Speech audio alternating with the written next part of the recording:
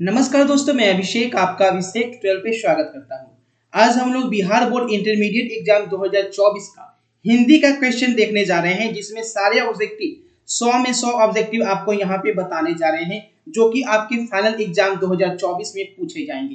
तो एक एक क्वेश्चन जो है वो यहाँ पे आपको याद कर लेना है आंसर के साथ, ठीक है। और फटाफट वीडियो को लाइक और शेयर कर दे। चैनल पे पहली बार है तो चैनल को सब्सक्राइब कर लेंगे, ताकि एक भी क्वेश्चन एग्जाम में आपसे ना छूटे। और जो बच्चे यहाँ पे पहली बार आज क्लास में जुड़ रहे हैं, ठीक है, इससे पहले क्लास में नहीं जुड़े हैं और वो ग्रुप ज्वाइन करना चाहते हैं, सर मुझे व्हाट्सएप ग्रुप या टेलीग्राम ग्रुप से जोड़ दें, तो वो बच्चे आप 9504510500 इस नंबर पे मुझे मैसेज कर सकते हैं। और वहां पे आपको बता देना है कि सर मुझे व्हाट्सएप ग्रुप में जोड़ना है, तो व्हाट्सएप ग्रुप मैसेज कीजिएगा।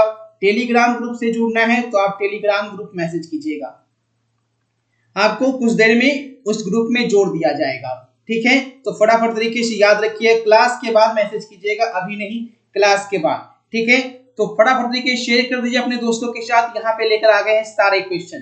तो देखिए पहला क्वेश्चन क्या पूछा गया है कि लेखक बालकृष्ण भट्ट का 2 खंडों में एक निबंध संग्रह प्रकाशित है, उसका नाम क्या है। पूछा गया है लेखक बालकृष्ण भट्ट का 2 खंडों में एक निबंध संग्रह प्रकाशित है, उस निबंध संग्रह का नाम आपको बताना है।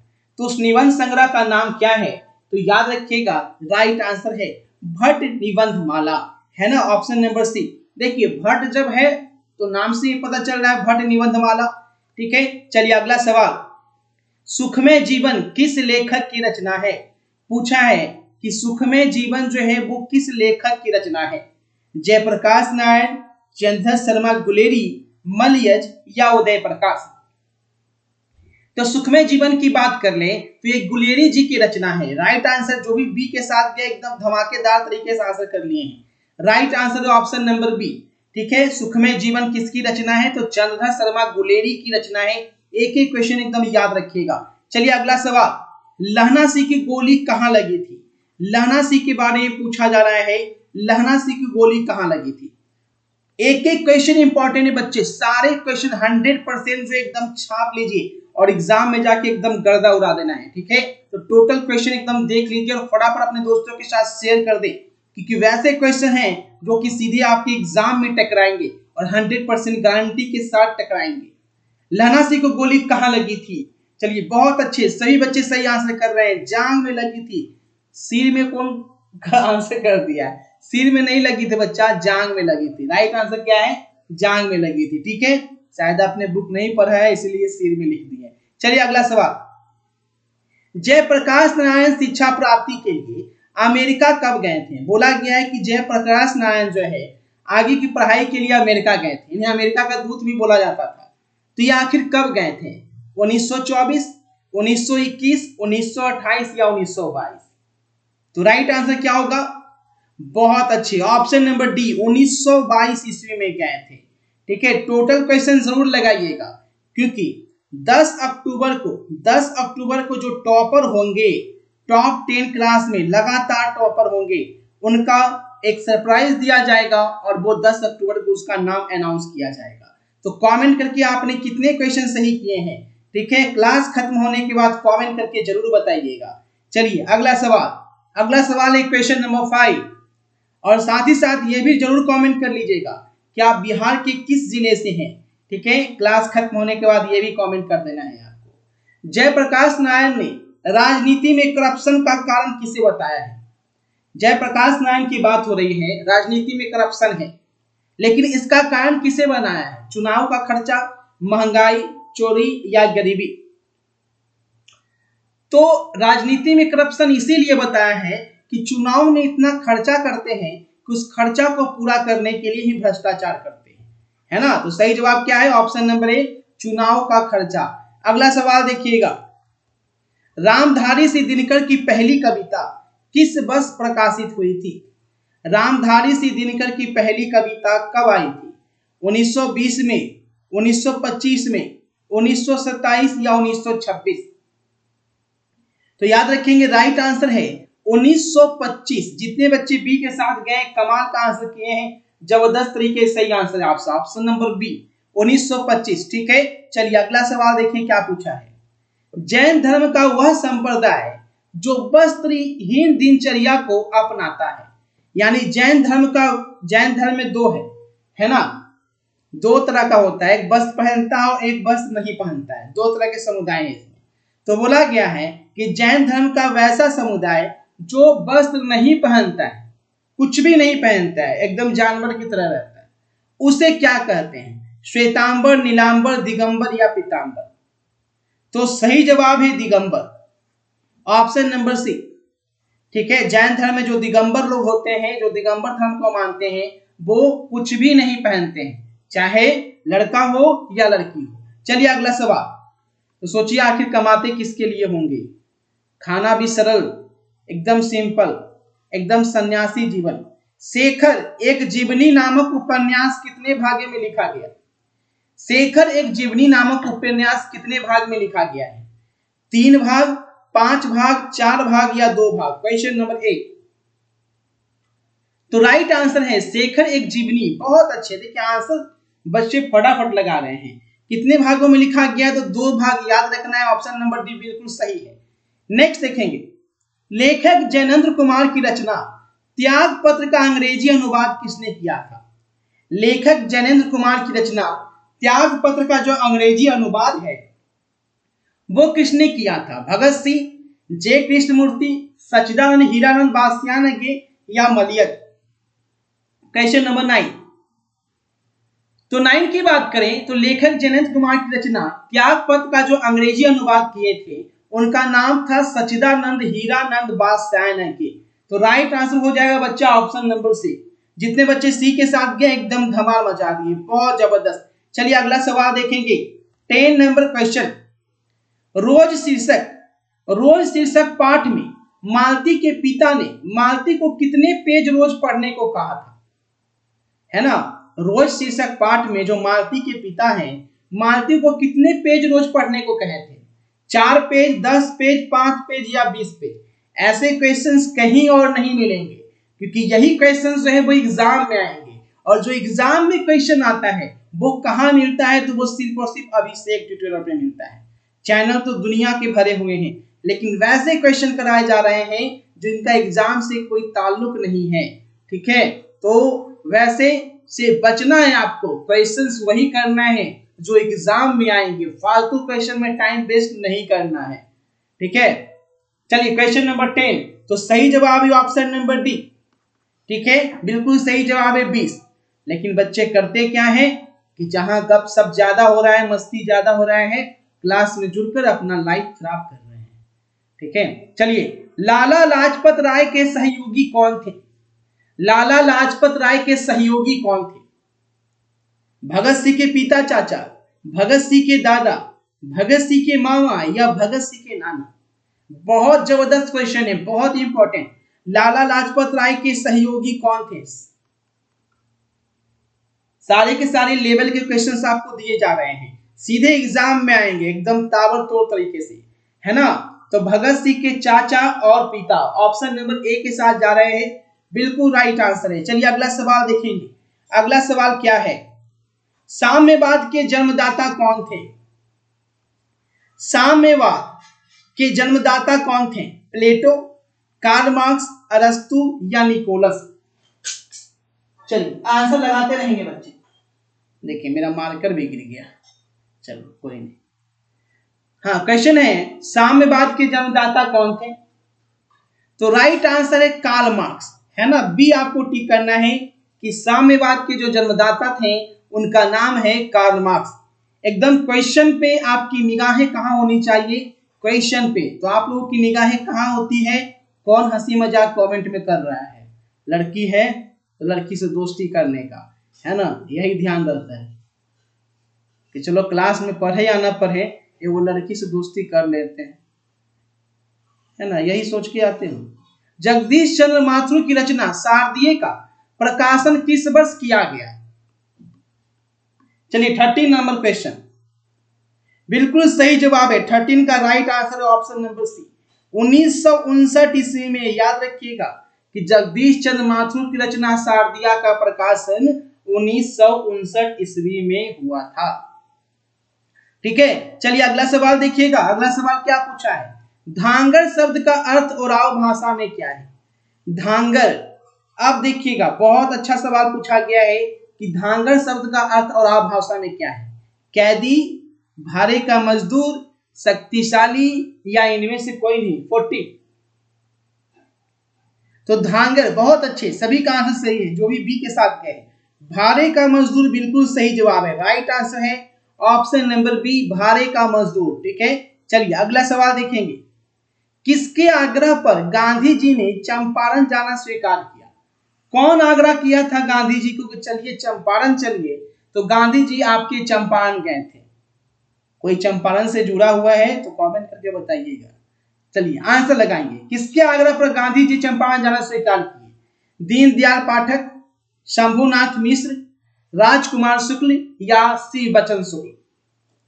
तो राइट आंसर है ऑप्शन नंबर सी, राजकुमार शुक्ल के आग्रह पे, है ना, गांधी जी चंपारण जाना स्वीकार किए थे, है ना, 1917 में। चलिए अगला सवाल देखेंगे। लौरिया नंदनगढ़ के सिंह स्तंभ का निर्माण कौन करवाया था। लौरिया नंदनगढ़ का जो सिंह स्तंभ है ना, उसका निर्माण किसने करवाया था। चंद्रगुप्त मौर्य, अजात शत्रु, बिंबिसार या सम्राट अशोक। आंसर लगाएंगे। देखिए लौरिया नंदनगढ़ का जो सिंह स्तंभ था इसका निर्माण सम्राट अशोक ने करवाया था। राइट आंसर है ऑप्शन नंबर डी। ठीक है, जितने बच्चे डी के साथ गए शानदार तरीके से सही आंसर हो चुका है। नेक्स्ट देखिएगा 17 नंबर क्वेश्चन। लेखक मोहन राकेश के पिताजी का नाम क्या था। मोहन राकेश के पिताजी का नाम क्या था। करमचंद गुगलानी, रामजतन गुगलानी, शंकर गुगलानी या रामजी गुगलानी। तो याद रखेंगे कि मोहन राकेश की जो पिताजी थे उनका नाम था करमचंद गुगलानी। राइट आंसर है ऑप्शन नंबर ए। क्या याद रखना है कि मोहन राकेश के पिताजी का नाम करमचंद गुगलानी था। ठीक है, चलो अगला सवाल देखिए। अगला सवाल क्या पूछा है, लेखक मोहन राकेश किस युग के प्रमुख कथाकार एवं नाटककार थे। मोहन राकेश जो है किस युग के प्रमुख कथाकार एवं नाटककार थे। 18 नंबर पूछा है। तो राइट आंसर याद रखेंगे 20वीं सदी के उत्तरवर्ती युग के, है ना। सही जवाब क्या है 18 का ऑप्शन नंबर सी, 20वीं सदी के उत्तरवर्ती युग के। ठीक है, आप भी लोग आंसर करते चलिए। ठीक है, इससे गलत होगा तो आपको याद होगा, इसलिए आंसर खुद भी करते चलिए और मुझे भी सुनते चलिए। ठीक है, मेरा आंसर सुनिए और अपना आंसर मिलाइए। सही है तो खुश हो जाइए, गलत है तो याद कर लीजिए, उदास नहीं होना है ना। चलिए अगला सवाल देखेंगे। अगला सवाल क्या है, 19 सिपाही की मां शीर्षक पाठ में धन्नो कितने साल की है। पूछा क्या है कि सिपाही की मां शीर्षक पाठ में धन्नो की उम्र कितनी है। 14 साल, 13 साल, 15 साल या 16 साल। तो कितनी साल की है, तो राइट आंसर है 13 साल की है। राइट आंसर है ऑप्शन नंबर बी। याद रखना है धन्नो की उम्र 13 साल। नेक्स्ट देखेंगे 20 नंबर क्वेश्चन क्या पूछा है। पूछा है 1959-60 में नामवर किस विश्वविद्यालय में असिस्टेंट प्रोफेसर के पद पर थे। किस विश्वविद्यालय में नामवर असिस्टेंट प्रोफेसर के पद पे थे। तो राइट आंसर है सागर विश्वविद्यालय में, है ना, सागर विश्वविद्यालय में बिल्कुल सही जवाब है। जो भी सी के साथ गए हैं सागर विश्वविद्यालय में नामवर असिस्टेंट प्रोफेसर के पद पे थे। नेक्स्ट देखिएगा, मित कथन में अति कथन से अधिक शक्ति होती है, यह पंक्ति किस शीर्षक पाठ से ली गई है। मित कथन में अति कथन से अधिक शक्ति होती है, यह पंक्ति कौन से शीर्षक पाठ से ली गई है। 21। इसका सही जवाब होगा प्रगीत और समाज। राइट आंसर क्या है, प्रगीत और समाज से ली गई है ना। ऑप्शन नंबर डी के साथ जाएंगे, बहुत शानदार। चलिए अगला सवाल, लेखक ओम प्रकाश वाल्मीकि को जयश्री सम्मान से कब सम्मानित किया गया। ओम प्रकाश वाल्मीकि जो है उन्हें जयश्री सम्मान कब दिया गया था। 1996, 1995, 1994 या 1993। चलिए फटाफट एकदम आंसर लगाते रहे, है ना। सही जवाब क्या होगा, ऑप्शन नंबर ए 1996 में ओम प्रकाश वाल्मीकि को जयश्री सम्मान से सम्मानित किया गया था, है ना। चलिए बहुत अच्छी। अगला सवाल, हंसते हुए मेरा अकेलापन, क्या पूछा है, हंसते हुए मेरा अकेलापन शीर्षक पाठ के अनुसार सुरक्षा कहाँ है? रात्रि में, दोपहर में, सूरज की रोशनी में या घर में? 23 नंबर क्वेश्चन का आंसर लगाना है कि हंसते हुए मेरा अकेलापन शीर्षक पाठ के अनुसार सुरक्षा कहाँ है? तो सुरक्षा है सूरज की रोशनी में, है ना। सही जवाब क्या है, सूरज की रोशनी में सुरक्षा है हंसते हुए मेरा अकेलापन पाठ के अनुसार। नेक्स्ट देखिए अगला सवाल, अनेक धारावाहिक और टीवी में स्क्रिप्ट निम्न में से किसने लिखा है? कौन से ऐसे राइटर हैं जो धारावाहिक और टीवी में भी स्क्रिप्ट लेखन का काम कर चुके हैं? तो वो है उदय प्रकाश, है ना। राइट आंसर याद रखेंगे, उनका नाम क्या है, Uday Prakash. Option number D के साथ जितने बच्चे गए हैं सभी का आंसर सही है। चलिए बहुत अच्छे, जबरदस्त। अगला सवाल, तिरी शीर्षक पाठ में SHO का वैवाहिक जीवन कितने साल का था? तिरी शीर्षक पाठ में SHO का वैवाहिक जीवन कितने साल का था? तो याद रखेंगे राइट आंसर है 25 का, 13 साल का था। जितने बच्चे एक के साथ गए हैं बिल्कुल राइट आंसर है, 13 साल का उनका वैवाहिक जीवन था। आगे देखिएगा 26 पूछा है कि कौन पारंपरिक शिक्षा प्रणाली से असंतुष्ट थे? जो पुरानी शिक्षा पद्धति है उससे कौन असंतुष्ट थे? भगत सिंह, जय कृष्णमूर्ति, बालकृष्ण भट्ट या उदय प्रकाश? तो राइट आंसर है जय कृष्णमूर्ति का कहना था कि जो पुरानी शिक्षा पद्धति है, शुरू से एक ही शिक्षा पद्धति अगर पढ़ते रहे तो ये सही नहीं है, वो इसके खिलाफ थे। तो सही जवाब है जय कृष्णमूर्ति। चलिए अगला सवाल, आ ई उ, ठीक है, आ ई उ क्या है? पूछा गया है कि ये तीनों जो है वो है क्या आखिर? तो राइट आंसर क्या है, ये है क्या? स्वर तो है। आप सभी बोलिए सर स्वर है, व्यंजन तो है नहीं, तो व्यंजन तो पहले ही कट गया। लेकिन कौन सा स्वर है? तो ये दीर्घ स्वर है ना, दीर्घ स्वर है। ऑप्शन नंबर सी, है ना, बोलते हैं ना दीर्घई, दीर्घऊ, तो ये क्या है, दीर्घ स्वर है। ऑप्शन नंबर सी के साथ जाएंगे, ठीक है। चलिए अगला सवाल, मुक्ताक्षर की अंतिम ध्वनि क्या होती है? मुक्ताक्षर की अंतिम ध्वनि क्या होती है? व्यंजन, युग्मक, सी या डी? तो 28 का राइट आंसर क्या हो जाएगा? मुक्ताक्षर की जो अंतिम ध्वनि होती है वो स्वर कहलाती है। याद रखिएगा, मुक्ताक्षर की अंतिम ध्वनि स्वर कहलाती है। अगला सवाल, आविष्कार का संधि विच्छेद पूछा है कि आविष्कार का संधि विच्छेद क्या होता है? तो आविष्कार का संधि विच्छेद क्या होता है? आबी जोड़ कार, है ना, आबी जोड़ कार। तो सही जवाब क्या होगा? ऑप्शन नंबर ए के साथ जाएंगे। राइट आंसर है ऑप्शन नंबर ए, ठीक है। चलिए अगला सवाल देखिए क्या पूछा है, अनुस्वार की ध्वनि प्रकट करने के लिए लिपि चिन्ह के ऊपर क्या लगाया जाता है? अनुस्वार की बिंदु ध्वनि प्रकट करने के लिए लिपि चिन्ह के ऊपर क्या लगाते हैं? ठीक है, अब देखिए लिपि चिन्ह के ऊपर क्या लगाते हैं? एक बिंदु लगाते हैं, ठीक है। तो सही जवाब क्या है? ऑप्शन नंबर बी, बिंदु, ठीक है। चलिए अगला सवाल देखेंगे,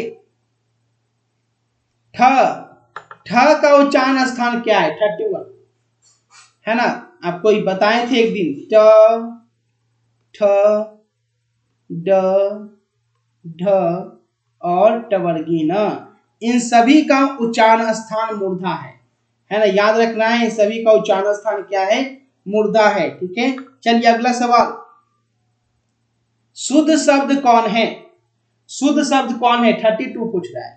ये जगन्नाथ तो बिल्कुल गलत लिखा हुआ है, ठीक है, काट दिए।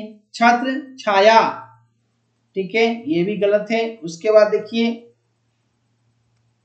श्रीमान, श्रीमान ध्यान से देखिएगा, श्रीमान में यहाँ पे हलंत होता है जो कि नहीं है, इसलिए श्रीमान भी गलत है। तो सही जवाब क्या है? संवाद। राइट आंसर है ऑप्शन नंबर डी, संवाद बिल्कुल सही लिखा हुआ है ना।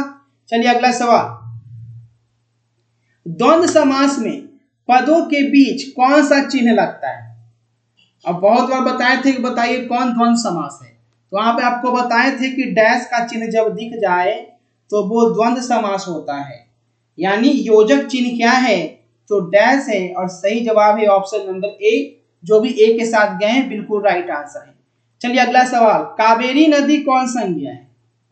कावेरी नदी कौन संज्ञा है? अब देखो, गंगा नदी हो, यमुना नदी हो, कावेरी नदी हो, कोई सी भी नदी हो, क्योंकि ये है क्या, नाम है, और जब नाम होगा तो प्रॉपर नाउन होगा, और हिंदी में बोले थे व्यक्तिवाचक संज्ञा हो। ठीक है, जितने बच्चे सी के साथ गए बिल्कुल राइट आंसर है ऑप्शन नंबर सी। चलिए अगला सवाल, निर्माण कौन सा लिंग है? निर्माण, निर्माण कार्य बोलते हैं ना 35 कि निर्माण कार्य चल रहा है, मेरे मकान में निर्माण कार्य चल रहा है, तो क्या है ऑप्शन नंबर सी पुल्लिंग। ठीक है, निर्माण जो है वो क्या है, पुल्लिंग है। चलिए अगला सवाल, भीख क्या है? भीख शब्द क्या है? भीख तत्सम देशज विदेशज या तद्भव। 36 का आंसर पूछा है कि भीख क्या होता है, तो भीख जो है वो तद्भव है ना। क्या याद रखना है, राइट आंसर क्या होगा कि भीख जो है वो तद्भव है, ऑप्शन नंबर डी याद रखना है। चलिए अगला सवाल देखिए क्या पूछा है, नाला शब्द का स्त्रीलिंग रूप, नाला का स्त्रीलिंग रूप क्या होता है? नाला, नाला का स्त्रीलिंग रूप क्या होता है? 37। चलिए बहुत अच्छे, सही जवाब होगा नाली। नाला का स्त्रीलिंग क्या है? नाली। और बोलोगे सर मेरे घर का नाला नाली से शादी कर लिया। देखिए अब बहुत तो सोचते हैं कि छोटे नाले को नाली बोलते हैं और बड़े नाला को नाला बोलते हैं। ठीक है, तो एक मेल है और यहाँ पे एक फीमेल है। ठीक है, तो नाला का स्त्रीलिंग रूप नाली होता है। चलिए अगला सवाल, नेक्स्ट, में किस कारक का चिन्ह है? किस कारक में आता है? में कौन से कारक में? तो आप पढ़े कर्ता ने कर्म को, है ना, तो में कहाँ आता है? 38 में। अधिकरण में या पर, अधिकरण में क्या होता है? में या तो पर। ठीक है, तो में पूछ दिया तो ऑप्शन नंबर बी, कर्ता ने कर्म को करण से संप्रदान को के लिए, पढ़े है ना। चलिए अगला सवाल नेक्स्ट देखेंगे। अगला सवाल क्या है, वाक्य के क्रिया में, वाक्य में क्रिया का फल जिस पे पड़ता है उसे क्या कहते हैं? क्रिया का फल इंग्लिश में समझिएगा तो है ना वर्ब। सेंटेंस में वर्ब का फल जिस पे पड़े, यानी वर्ब जिसके बारे में बता रहा हो वह क्या होता है? तो वो क्या होता है 39 में? ऑब्जेक्ट होता है। तो ऑब्जेक्ट कहाँ है? ऑब्जेक्ट का मतलब कर्म होता है, तो कर्म है ऑप्शन नंबर सी में, तो हम सी के साथ जाएंगे। ठीक है, चलिए अगला सवाल देखेंगे। अगला सवाल क्या है, छत से उतरी हुई लता, छत से उतरी हुई लता किस कारक का उदाहरण है? किस कारक का? अब देखिए, जब भी दोनों में अलग होने का बोध हो जाए तो वो आपादान कारक हो जाता है। छत से उतरी हुई लता यानी छत से लता अलग हो रही है, इस कंडीशन में राइट आंसर होगा आपादान कारक। आप बोलोगे सर करण कारक क्यों नहीं हुआ? क्योंकि करण में से तो होता है, लेकिन उसका मीनिंग ये नहीं होता है कि दोनों में अलग हो जाए। यहाँ में छत से जब अलग होने का बोध होगा तो याद रखिएगा वो आपादान कारक होगा, करण कारक नहीं होगा। चलिए अगला सवाल, हिंदी में कुल कितने सर्वनाम होते हैं? हिंदी की बात की जाए तो हिंदी में कितने सर्वनाम होते हैं? 41। तो याद रखिएगा सही आंसर क्या हो जाएगा, हिंदी में जो सर्वनाम होते हैं उसकी संख्या होती है 11। ठीक है, चलिए जबरदस्त तरीके से एकदम आंसर करते रहिए, पूरी क्लास एकदम गर्दा गर्दा उड़ा देना है। चलिए अगला सवाल, जो कमाएगा वही खाएगा किस सर्वनाम का उदाहरण है? जो कमाएगा वही खाएगा। अब ध्यान देखिएगा, जो का मतलब है किसी व्यक्ति के बारे में बोला जा रहा है, वो व्यक्ति जो कमाएगा वह खाएगा। जानवर के बारे में तो बोला नहीं जा रहा है, इसका मतलब जो है वो संबंध को दिखा रहा है, इसीलिए यह संबंधवाचक सर्वनाम है ना। चलिए अगला सवाल देखेंगे। नेक्स्ट, वह लड़का किस विशेषण का उदाहरण है? वह लड़का 43। अब देखिए वह है क्या, सर्वनाम है, प्रोनाउन है ना। ही क्या होता है, प्रोनाउन होता है, तो वह जो है वो क्या है, प्रोनाउन है।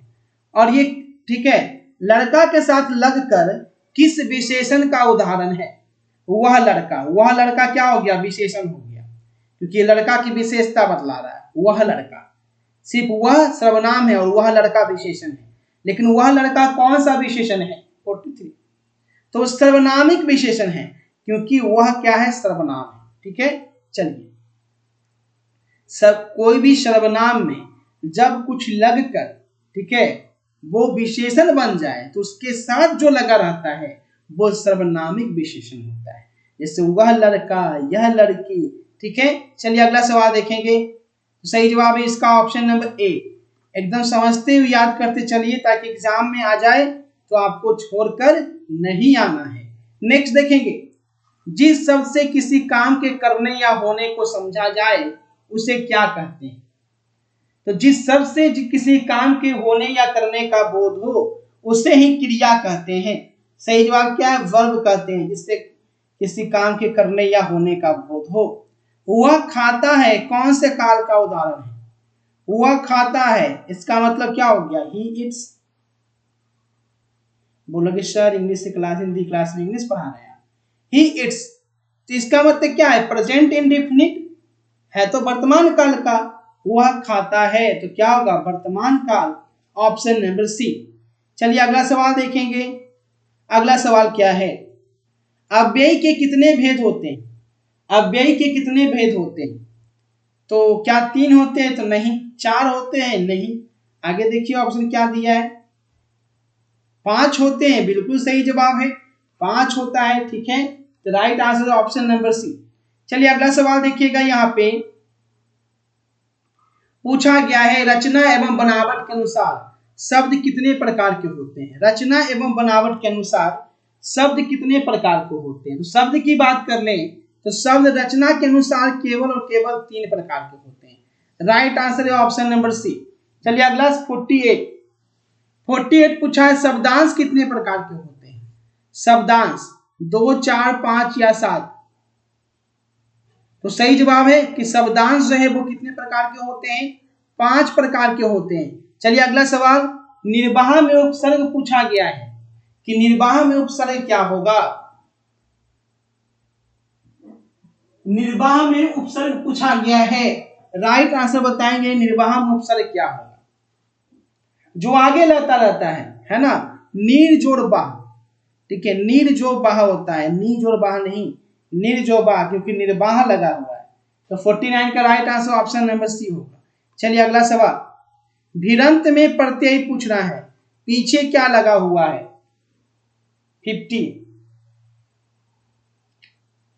देखिए भिरंत, इसका मतलब हो गया वीर जोड़ अंत, भिरंत, यानी राइट आंसर है ऑप्शन नंबर डी।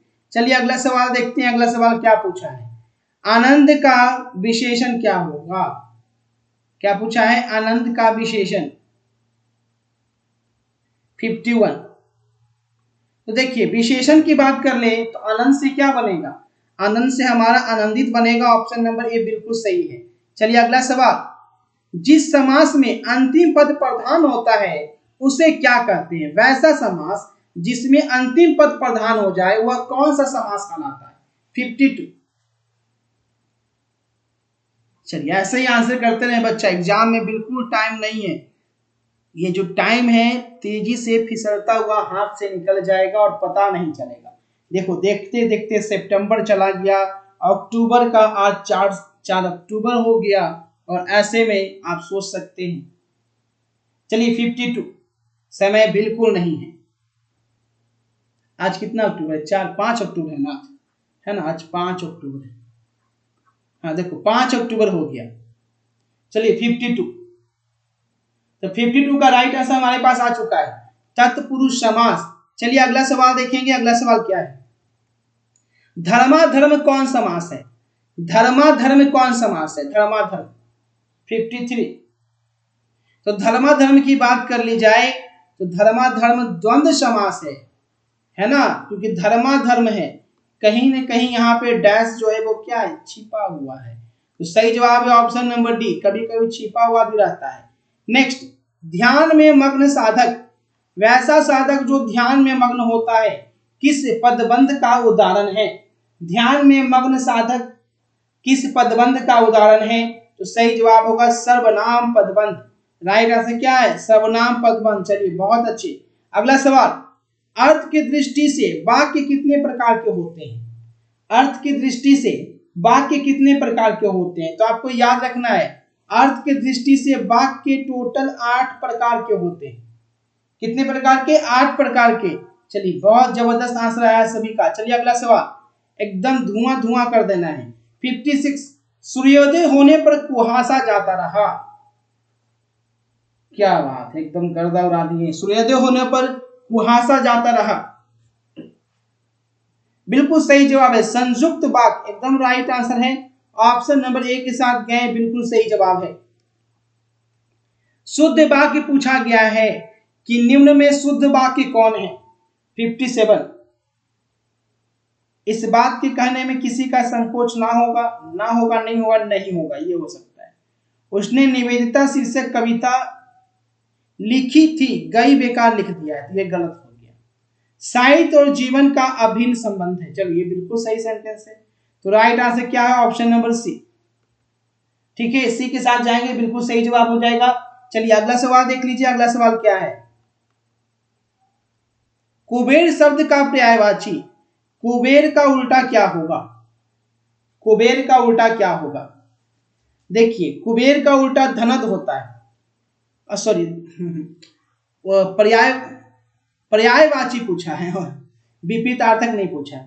कुबेर का मतलब होता है धनद। कुबेर का मतलब क्या होता है? धनद।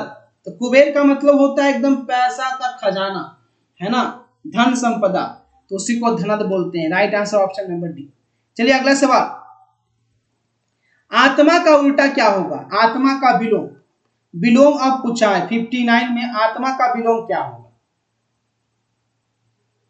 आत्मा 59, आत्मा को उल्टा परमात्मा, ऑप्शन नंबर ए, बहुत अच्छे। चलिए अगला सवाल, जिसके पानी में चक्र है वह एक शब्द बताइए। जिसके पानी में चक्र है उसके लिए एक शब्द क्या होगा? तो जिसके पानी में चक्र है वो चक्र पानी है। ठीक है, चक्र पानी, बिना पानी नहीं, चक्र पानी। चलिए बहुत जबरदस्त आंसर किए। अगला सवाल, जान पर खेलना मुहावरे का अर्थ बताइए। जान पर खेलना, फिल्म का डायलॉग, जान पे खेल के बचा लेंगे। 61, साहसिक कार्य करना, एकदम बहादुरी का कार्य करना। ठीक है, चलिए अगला सवाल, योग न होने पर भी जो साथ रहे, योग नहीं है फिर भी साथ रहे, उसे क्या कहते हैं? 62, उसे कहते हैं अयोग बाह। जो योग नहीं रहने पे भी साथ रहे उसे अयोग बाह कहते हैं। चलिए अगला सवाल, कबर्ग टबर्ग तबर्ग पबर्ग कौन व्यंजन है? कबर्ग का मतलब हो गया क से अंगा, क से कहां तक? अंगा तक। चबर्ग का मतलब च से इया तक। टबर्ग का मतलब ट से न तक। तबर्ग का मतलब त से न तक। और प्रवर्ग का मतलब प से म तक। तो ये कौन सा व्यंजन है? 63, कौन सा व्यंजन है? तो यह स्पर्श व्यंजन है ना, बिना स्पर्श के नहीं बोल सकते यहाँ, स्पर्श व्यंजन। चलिए अगला सवाल, उच्चारण का संधि विच्छेद बताना है। 64 में पूछा है कि उच्चारण का संधि विच्छेद क्या होगा? तो उच्चारण का क्या होगा? उत जोड़ चारण, है ना, जो भी ए के साथ गए बिल्कुल राइट आंसर है उत जोड़ चारण। अब बताइएगा म का उच्चारण स्थान, म कहां से बोलते हैं? तो अभी बताएं, पवर्ग, पवर्ग में प, फ, ब, भ, म, ये कहां से बोलते हैं? ओष्ठ से बोलते हैं, है ना, ऑप्शन नंबर बी बिल्कुल सही जवाब है। चलिए अगला सवाल, शुद्ध शब्द कौन है? दधीची, पुण्य, अध्ययन या पृष्ठ? ध्यान से देखिएगा 66 में, देखो दधीची गलत है, और सही तरीके का खेला। पुण्य ये भी गलत है। पृष्ठ लिखा है जबकि पृष्ठ होना चाहिए, तो ये भी गलत है। तो राइट आंसर होगा ऑप्शन नंबर सी। ठीक है, चलिए बहुत जबरदस्त आंसर कर रहे हैं। अगला सवाल देखिएगा, प्रशांत महासागर कौन सी संख्या है? प्रशांत महासागर कौन सी संज्ञा है? 67।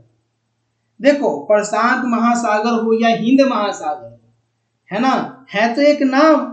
जब नाम के लिए हम क्या लगाते हैं? व्यक्तिवाचक संज्ञा। ठीक है, डी के साथ जाएंगे, बिल्कुल सही जवाब। लज्जा शब्द कौन सा लिंग है? लज्जा, लज्जा शब्द का आपको लिंग बताना है कि इसका जेंडर क्या है। 68 नंबर क्वेश्चन।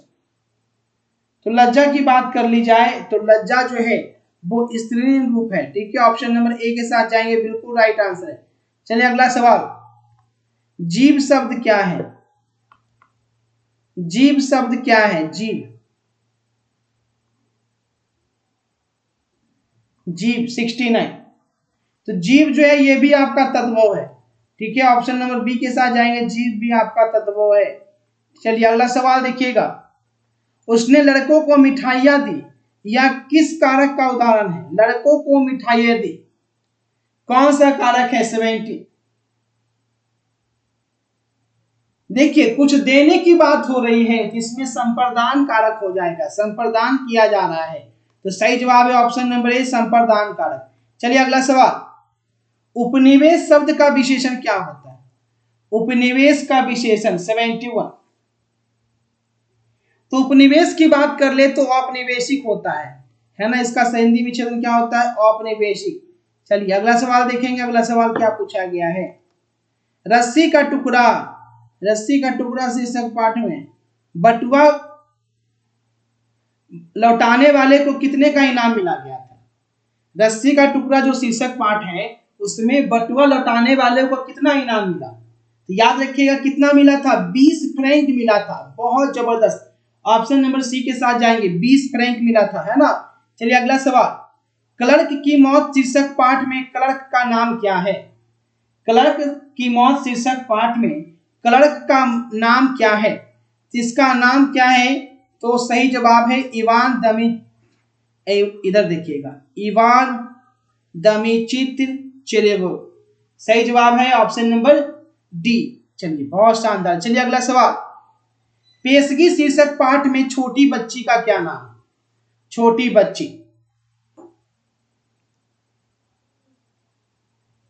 अब बोलेगा सर श्रद्धा कपूर। डायलॉग छोटी बच्ची हो क्या, है ना। टाइगर श्रॉफ बोला याद पड़ गया, वो बोला नहीं है ये। पेशगा शीर्षक पाठ में छोटी बच्ची का क्या नाम था, ये पूछा जा रहा है। टाइगर श्रॉफ नहीं पूछा जा रहा है, फ्रैंकवा, है ना। सही जवाब क्या है? 74, ऑप्शन नंबर ए। अगला सवाल देखिएगा, अगला सवाल क्या है? मलिक मोहम्मद जायसी के गुरु कौन थे? मलिक मोहम्मद जायसी, जिन्हें प्रेम का पीर कहा जाता था। ठीक है, इन्हें क्या कहा जाता था? प्रेम का पीर, मलिक मोहम्मद जायसी को कहा जाता है। इनके गुरु का नाम पूछा गया है। इनके गुरु कौन थे? सूफी संत मोहिदी, है ना, याद रखना है। सूफी संत मोहिदी जो थे ये मलिक मोहम्मद जायसी के गुरु थे। मलिक मोहम्मद जायसी जो है कैसे कवि हैं? मलिक मोहम्मद जायसी कैसे कवि माने जाते हैं? 76। तो अभी बताएं थोड़ी देर पहले कि मलिक मोहम्मद जायसी जो है प्रेम के पीर है ना। ऑप्शन नंबर ए के साथ गए। चलिए बहुत शानदार। सूरदास के दीक्षा गुरु कौन थे? सूरदास, तो सूरदास को बता चुके हैं कई बार। सूरदास को कौन सा डांस पसंद है? बल्ले बल्ले डांस, है ना। ट्रिक बताए थे कि सूरदास सुर लगाते हैं तो एकदम बल्ले बल्ले डांस करने लगते हैं सभी। तो सही जवाब क्या है? Vallabhacharya, option number D. चलिए अगला सवाल, कन्या का अर्थ क्या होता है? कन्या, कन्या का अर्थ 78 पूछा गया है। इसका मतलब होता है गोद, है ना, याद रखना है। गोद गोद गोद, कन्या मतलब बहू नहीं। बोलोगे सर मेरी दादी तो बोलती है आह कन्या इधर आबू न हो, बड़ा पैर हटाता ना सुनाऊ कन्या। तब बोलोगे सर कन्या तो मम्मी दादी गोद में थोड़े बोलती है। तो वो कन्या है, ये कन्या है, कन्या, है ना, कन्या नहीं है। वो कन्या बोलती है लेकिन कन्या बोलती है ना, लेकिन ये कन्या है, कन्या, है ना, इसका मतलब गोद होता है। चलिए अगला सवाल, क्वेश्चन नंबर 79। सूरदास रचित पद मुख्यतः किस भाव के हैं? सूरदास रचित पद मुख्यतः किस भाव के? तो ये किस भाव के सूरदास लिखते थे? तो सूरदास जो है वात्सल्य भाव के लिखते थे, है ना। सही जवाब क्या है? Option number B. नेक्स्ट देखेंगे अगला सवाल। पिता नंद की गोद में बैठकर बालक कृष्ण के भोजन करने का वर्णन सूरदास ने वर्णित है, किसमें वर्णित है? सूरदास के कौन से पद में वर्णित है ये बालक कृष्ण का गोद में बैठकर भोजन करना? तो याद रखिएगा सूरदास के कौन से पद में वर्णित है, तो राइट आंसर होगा द्वितीय पद में, है ना। सही जवाब क्या होगा? द्वितीय पद में वर्णित है। चलिए अगला सवाल। तुलसीदास को मुंहबोला नाम क्या था? तुलसीदास का जो मुंहबोला नाम है वह क्या था? 81। जैसे गांव में देखे होगे तो किसी का नाम काना रहता है, तो किसी का नाम फेंकना रहता है, किसी का नाम ढेला फेंकवा रहता है, किसी का नाम बैगन रहता है, किसी का नाम लोटन रहता है, लोटना, है ना। अहो लोटना सुने छी, तो समझ रहे हो, तो वही मुंह बोला नाम होता है, उसका नाम लोटना नहीं होता है। तुलसीदास का मुंह बोला नाम 81। सही जवाब है राम बोला। ठीक है, ऑप्शन नंबर डी। चलिए अगला सवाल। अगला सवाल देखिएगा।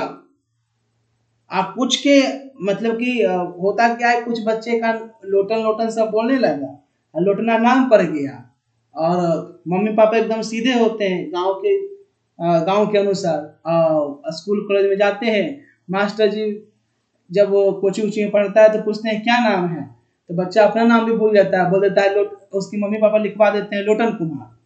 अब स्कूल में गया, 10वीं पास किया, सर्टिफिकेट पे बन गया लोटन कुमार, है ना, लोटन कुमार। और उसके बाद आगे भी चला गया, मान लो कोई ऑफिसर बन गया तो वहां भी लोटन कुमार ही रह गया। समझ रहे हो, नाम तो चेंज नहीं हो सकता, जो सर्टिफिकेट रह गया। जैसे कि देख लीजिए आपके सिंगर खेसारी जी, खेसारी यादव। अब खेसरिया बचपन में कोई कहता होगा, है ना, तो खेसारी नाम बन गया।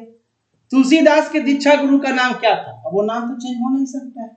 नरहरिदास खेसारी नाम से ही फेमस हो गए, नरहरिदास। तो तुलसीदास के जो दीक्षा गुरु हैं उनको याद रखिएगा नरहरिदास। इसीलिए किसी का नाम जो है बिगाड़ना नहीं चाहिए, जैसे एक बार बिगाड़ दोगे ना तो सब वही बोलने लगेगा और धीरे धीरे उसी नाम से फेमस हो जाएगा, ओरिजिनल नाम है सब भूल जाएगा उसका। राम लल्ला नाछू किस कवि की रचना है? 83। तो सही जवाब है तुलसीदास की रचना है ना। 83 का राइट आंसर क्या है? तुलसीदास। ठीक है, चलिए अगला सवाल। नाभादास रचित भक्तमाल के 316 छपे में कितने भक्तों के चरित वर्णित हैं? कितनों भक्तों के चरित वर्णित हैं? 84। तो 84 का राइट आंसर याद रखिएगा 200 भक्तों का। कितने भक्तों का? 200 भक्तों का। चलिए अगला सवाल 85।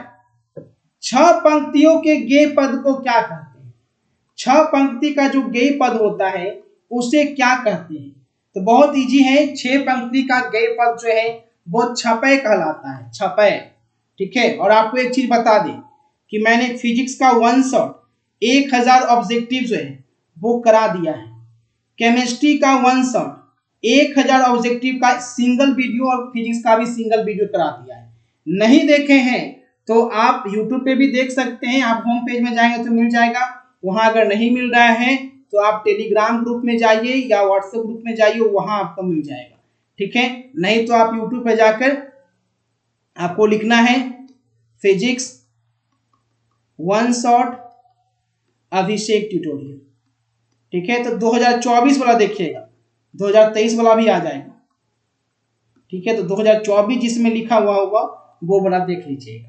ठीक है, केमिस्ट्री का भी उसी तरीके से सर्च करके देख लेना है। चलिए 85 छपय कहलाता है, छपय। होम पेज में जाएंगे तो आपको मिल जाएगा। ठीक है, नेक्स्ट देखिए, कवि भूषण का जन्म किस वर्ष हुआ था? कवि भूषण का जन्म 86। तो 1613 ईस्वी में कवि भूषण का जन्म हुआ था। सभी सब्जेक्ट का 1 शॉट दे देंगे, घबराना नहीं, हिंदी का भी दे देंगे। शिवराज भूषण में कितने अलंकारों का निरूपण है? शिवराज भूषण में कितने अलंकारों का निरूपण है? कितने अलंकार हैं? तो याद रखिएगा 105 अलंकार हैं। राइट आंसर क्या है? 105। अगला सवाल, करवाल का अर्थ क्या होता है? करवाल का अर्थ क्या होता है? 88। करवाल है, कलवार नहीं है, करवाल। तो 88 का राइट आंसर है तलवार, है ना। सही जवाब क्या है? ऑप्शन नंबर सी। नेक्स्ट देखेंगे अगला सवाल। जयशंकर प्रसाद रचित एक घूंट नामक नाटक का रचनाकाल क्या है? जयशंकर प्रसाद जो एक घूंट लिखे हैं वो कब लिखे थे? तो 1928 ईस्वी में लिखे थे। राइट आंसर क्या है? 1928 आपको याद रखना है। चलिए अगला सवाल। कामायनी महाकाव्य की नायिका का नाम बताइए। कामायनी महाकाव्य की नायिका कौन है? कामायनी, तो याद रखिएगा श्रद्धा, है ना, श्रद्धा कपूर, है ना। चलिए अगला सवाल। कवित्री सुभद्रा कुमारी चौहान के क्रॉस वेस्ट गर्ल्स स्कूल में कौन प्रसिद्ध कवित्री प्रारंभिक शिक्षा प्राप्त की थी? तो वो कौन थी?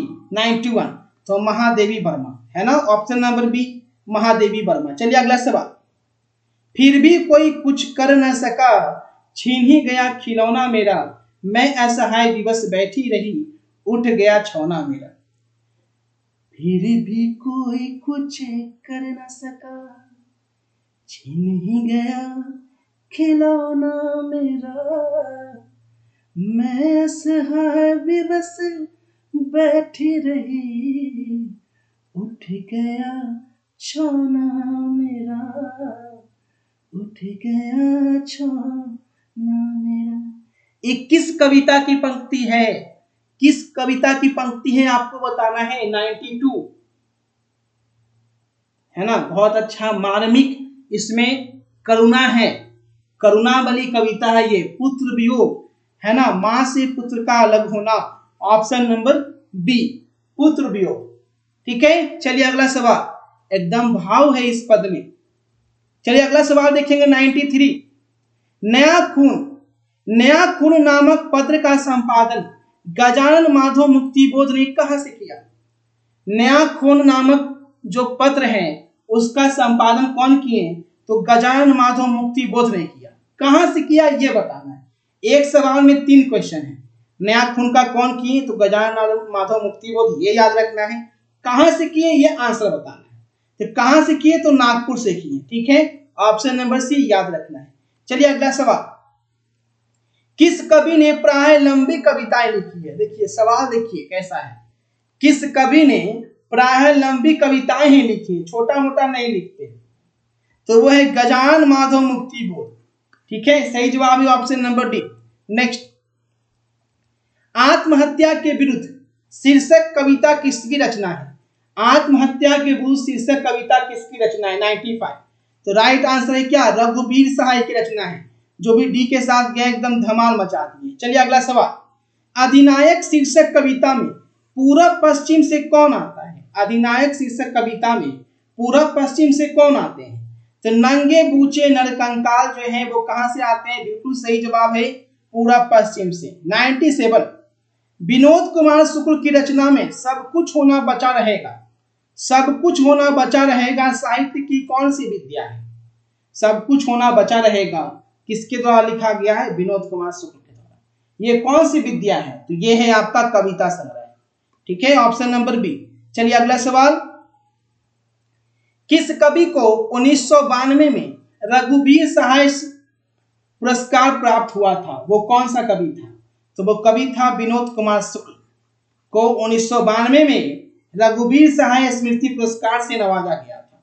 चलिए अगला सवाल देखेंगे। कवि ज्ञानेंद्र पति द्वारा रचित एक चकरा नगरी के राइटर हैं कवि ज्ञानेंद्र पति, ये भी याद रखना है। लेकिन ये है क्या?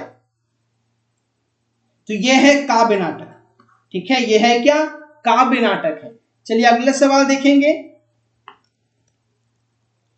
गांव का घर शीर्षक कविता में टिकुली साटने के लिए किस पेड़ से छुड़ाई गई गोंद का गेंद होता था? तो सहजन के पेड़ से, है ना। सही जवाब है सहजन के पेड़ से। तो वो सारे ऑब्जेक्टिव के 100 क्वेश्चन जो कि आपके फाइनल एग्जाम में आएंगे, लेवल के क्वेश्चन मैंने आपको कराए हैं 100 बाय 100। ठीक है, तो आप कमेंट करके जरूर बताइए कि आपके कितने क्वेश्चन सही हुए हैं। किसी का 10 भी सही हुआ है तो कमेंट जरूर कीजिएगा। और साथ ही साथ कमेंट कीजिएगा बिहार के किस जिले से है, बिहार के किस जिले से आपका घर है, जरूर कमेंट कीजिएगा। ठीक है, और जो व्हाट्सएप ग्रुप टेलीग्राम ग्रुप से जुड़ना चाहते हैं तो आपको मुझे मैसेज करना है 9504510500 पे व्हाट्सएप करके मैसेज करके आप जुड़ सकते हैं।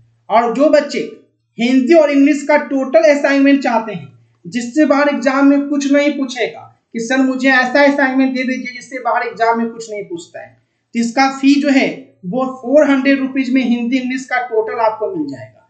लेने के लिए 9504510500 है ना, subjective question answer short long सब कुछ रहेगा इसमें। इस नंबर पे फोन पे या गूगल पे से पेमेंट करना है, फोन पे या गूगल पे से, पेटीएम नहीं करना है। फोन पे या गूगल पे से पेमेंट करने के बाद यही आपका व्हाट्सएप नंबर भी है, इसी व्हाट्सएप नंबर पे पेमेंट का स्क्रीनशॉट भेज दीजिएगा और जैसे ही स्क्रीनशॉट भेजेंगे तुरंत बाद आपको पीडीएफ कंफर्मेशन करके दे दिया जाएगा। आप चाहें तो उसे प्रिंट आउट निकाल के पढ़ सकते हैं या मोबाइल में रखकर लैपटॉप में रखकर जैसे आपको पढ़ना है टीवी में लगाकर जैसे पढ़ना है पढ़ सकते हैं, है ना। उससे बाहर नथिंग, सब्जेक्टिव सब कुछ आपका रहेगा, ठीक है। तो अगर आप लेना चाहते हैं तो जल्दी जल्दी फटाक से ले लें, फटाक से मैसेज करें और पेमेंट करें, तुरंत आपको मिल जाएगा। और अगर की एग्जाम में मेहनत कीजिएगा एक भी क्वेश्चन नहीं छूटेगा, गारंटी के साथ। ठीक है गाइस, मिलते हैं नेक्स्ट क्लास में, कल की क्लास में। गुड नाइट, शुभ रात्रि।